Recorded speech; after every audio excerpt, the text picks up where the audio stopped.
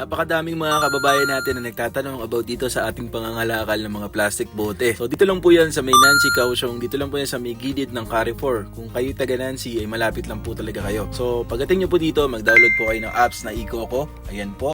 Tapos, ilagay nyo po yung cellphone number nyo at mag-sign up po kayo doon. Tapos pagdating nyo po dito, kung dala nyo na po yung mga plastic bottle nyo dito sa may vending machine, paisa-isa nyo po siyang ilagay at kailangan wala po siyang laman na tubig. At tanggalin nyo na po yung takip, tanggalin nyo na rin po yung label. And then guys, FYI lang po, hindi po NT or pera po yung bibigay po sa inyo. Ito po ay isang promo code lamang or redeem points na pwede nyo makuha sa mga iba't ibang store. Like Carrefour, Family Mart, KFC, Pizza Hut. Diba guys, napakalaking tulong na nun. Alam naman natin lahat tayo mga OFW, lahat ng kahit anong gagawin natin, pagtitipid, gagawin natin. Tapos guys, pagka NG naman yung ilalagay nyo, luluwa naman ng machine yan. Tapos guys, gagamit kayo ng iCoco apps para mag-redeem ng points.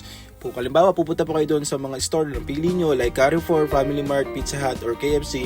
Halimbawa po, ang 20 points po is equivalent to 1 points iCoco. So, mariredeem kayo ng points. Pupunta kayo doon sa store. Halimbawa, 300 NT po yung babayaran nyo like sa KFC. Magiging 100 NT na lang po. So, ganun. Nakasave na po kayo ng 200 NT. So, marami pa pong mga promo code na makikita nyo sa mga iba't ibang store at pwede nyo gamitin. I-translate nyo na lang po sa English dahil wala po talagang Ingwon or English. So ayun guys, nag-inom kami. Halimbawa, nag-inom kayo ng mga kaibigan nyo at merong birthday yan.